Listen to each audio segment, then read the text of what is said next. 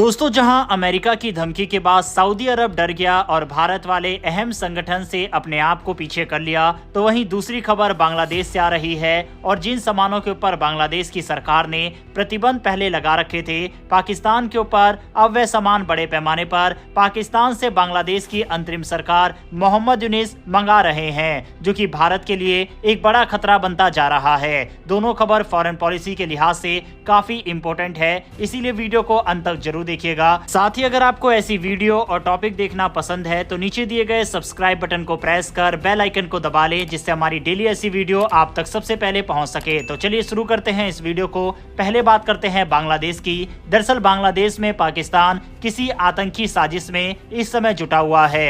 Report की माने तो पाकिस्तान से बांग्लादेश के चटगांव के बंदरगाह पर 21 दिसंबर को एक कार्गो जहाज पहुंचा। इस जहाज में 2 कंटेनर थे। बताया जा रहा है कि इन सभी कंटेनर में खतरनाक विस्फोटक पाए गए। रिपोर्ट के मुताबिक बांग्लादेश की पूर्व प्रधानमंत्री शेख हसीना के बेटे साजिब वाजिद ने ट्विटर अकाउंट पर इस बात को शेयर किया और कंटेनर की कुछ तस्वीरें भी साझा की। बताया जा रहा है कि कंटेनर आने के बाद नौसेना के अधिकारियों ने इस कंटेनर का निरीक्षण किया और इसके बाद 1 घंटे तक इस जहाज को रोका गया। बाद में इस कंटेनर को छोड़ दिया गया। पाकिस्तान के कराची से ये जहाज चला था, जो यूएई के रास्ते से होते हुए बांग्लादेश के चटगांव के पोर्ट पर पहुंचा। बता दें कि नेवी ने इसकी गोपनीयता पूरी तरीके से बरती। मीडिया कवरेज पर रोक लगा दी गई और साथ ही विस्फोटक को उतारने के बाद नेवी के अधिकारी साइट पर इसे छोड़कर चले गए। पोर्ट पर मौजूद सूत्रों ने इस बात की जानकारी दी कि विस्फोटक सामग्री के लिए एक प्रोटोकॉल जरूरी होता है और पोर्ट पर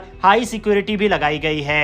अब रिपोर्ट सामने आई है कि इन कंटेनर में RDX और AK-47 हथियार बांग्लादेश पहुंचाए गए हैं। कराची से MV बखेरा जहाज 250 किलो RDX और 100 से ज्यादा AK-47 और गोला बारूद छिपाकर बांग्लादेश लेकर पहुंचा है। बता दें कि जहाज में 720 टन मवेशी खाना और सब्जी का माल भी मौजूद है। यानी पाकिस्तान बांग्लादेश को खाने पीने से मदद कर रहा है और दूसरी ओर हथियार भी पहुंचा रहा है। एक्सपर्ट का कहना है कि कहीं न कहीं भारत के खिलाफ ये साजिश रचने के लिए बांग्लादेश की मदद पाकिस्तान कर रहा है। जिस पाकिस्तान के अत्याचारों से बांग्लादेश को भारत ने छुड़ाया, अब उसी पाकिस्तान के साथ मिलकर बांग्लादेश भारत के खिलाफ साजिश रच रहा है और ये भारत के लिए एक काफी बड़ा खतरा बनता जा रहा है। हमें अपनी सिक्योरिटी को और भी ज्यादा चाक चौबंद करना होगा और अपने बॉर्डर को जल्दी से जल्दी पूरी तरह से बंद और सेना की तैनाती करनी होगी। बहरहाल इस खबर के ऊपर आपकी क्या राय है, कमेंट बॉक्स में लिखकर बताइएगा। बढ़ते हमारी दूसरी खबर की तरफ, जो कि सऊदी अरेबिया को लेकर सामने आ रही है। दरअसल ब्रिक्स संगठन ने अपने एक्सपेंशन को लेकर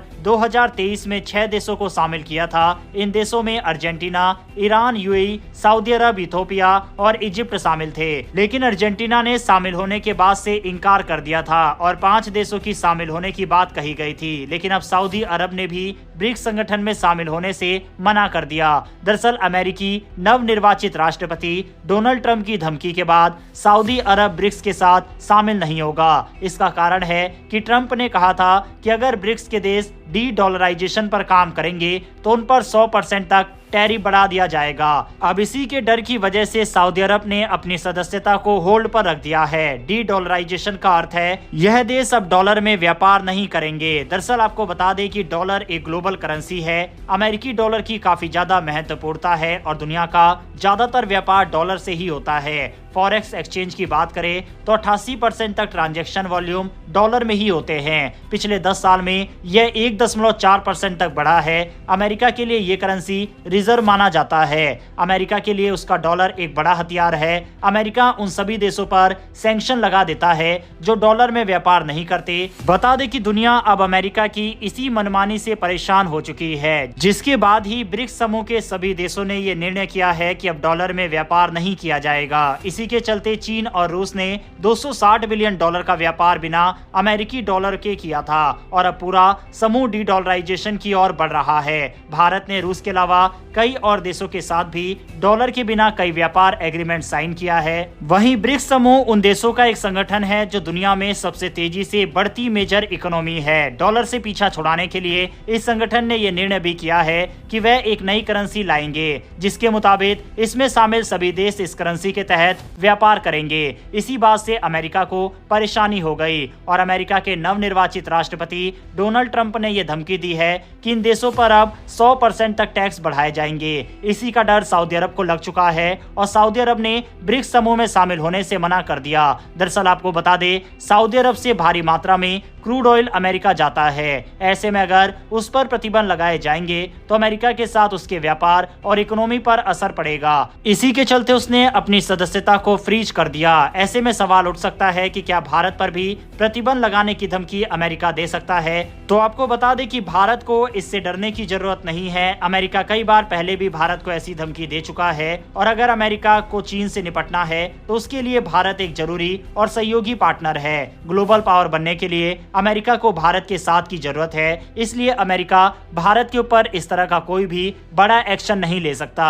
बहरहाल इस खबर के ऊपर अपनी राय कमेंट बॉक्स में लिखकर बताइएगा। इन्फॉर्मेशन और वीडियो पसंद आई हो तो वीडियो को लाइक करके हमारी आने वाली डेली वर्ल्ड अफेयर से जुड़ी ऐसी वीडियो के लिए चैनल को सब्सक्राइब कर बेल नोटिफिकेशन जरूर दबा लें। फिर मिलेंगे ऐसी एक नई वीडियो के साथ। धन्यवाद। जय हिंद।